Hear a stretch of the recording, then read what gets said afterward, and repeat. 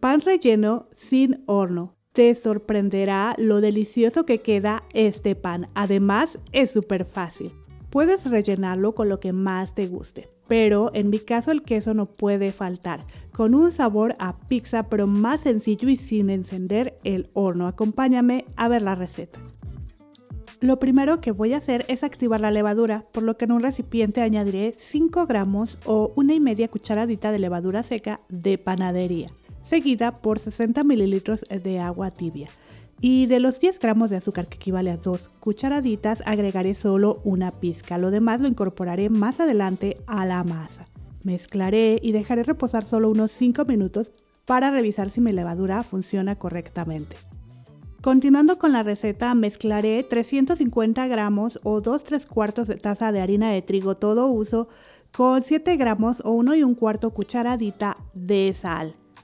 Posteriormente haré un huequito en el centro de la harina en donde voy a vaciar los demás ingredientes. Comenzaré con la levadura, que debe tener en la superficie muchas burbujitas, y al mezclarla escucharás un ligero sonido como si destaparas un refresco. También agregaré el resto del azúcar. Mezclaré un poco. Añadiré 20 gramos o 2 cucharadas de aceite de oliva, y de los 170 mililitros de agua que tengo en mi taza añadiré solo un poco. Mezclaré a incorporar la harina y al mismo tiempo agregaré el resto del agua poco a poco para no pasarme, pues recuerda que no todas las harinas son iguales, algunas absorben más líquido que otras. Por ello, al final siempre debes terminar de formar la masa con tus manos. Debes de obtener una masa húmeda y pegajosa. Si la sientes seca, solo pon un poco más de agua de lo que yo indico en el video. Pero bueno, retiraré del bol y amasaré por unos 15 minutos aproximadamente, solo a obtener una masa suave y elástica. Al trabajar una masa pegajosa, siempre comienzo amasando, golpeando ligeramente la masa contra la mesa y doblando sobre sí misma. Y ya que está más manejable, continúo empujando y envolviendo la masa, pero usa el procedimiento que a ti se te haga más fácil. Aquí mi masa ya está lista, así que voy a formar una bolita. Untaré un poco de aceite a un bol. Puedes usar el mismo que usaste para mezclar todos tus ingredientes. Colocaré dentro la masa y también le voy a untar un poco de aceite para que no se seque.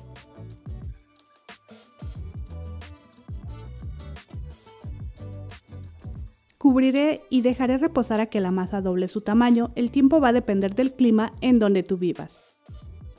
Mientras la masa reposa, te muestro cómo preparar la salsa. Aquí tengo tomate triturado que puse en un colador sobre un recipiente para retirar el exceso de agua.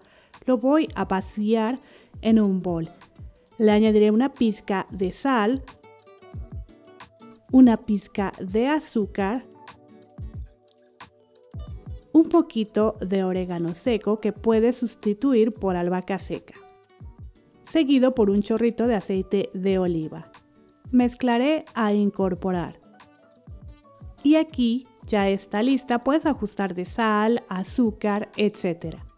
Después de 1 hora a 25 grados centígrados, mi masa ha doblado su tamaño. Puedes revisarla tocando ligeramente con la yema de tus dedos. Si la marca regresa lentamente, quiere decir que ya está lista.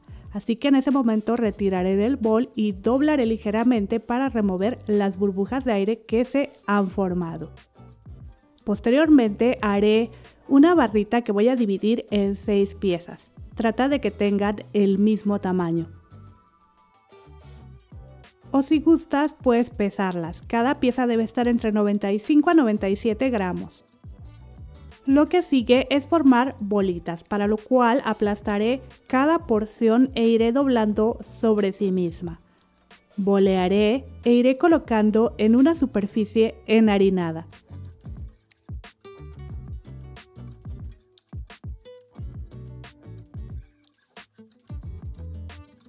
Ya que todas estén listas, les untaré un poco de aceite por encima para que no se sequen, aunque en su lugar también puedes cubrirlas con un trapo ligeramente húmedo o papel film. Cubriré y voy a dejar reposar de 10 a 15 minutos para poder estirarlas bien. Pasando este tiempo, espolvorearé un poco de harina en una superficie limpia y seca. Colocaré una porción que iré aplastando y estirando con mis manos a formar un círculo de unos 12 centímetros de diámetro aproximadamente.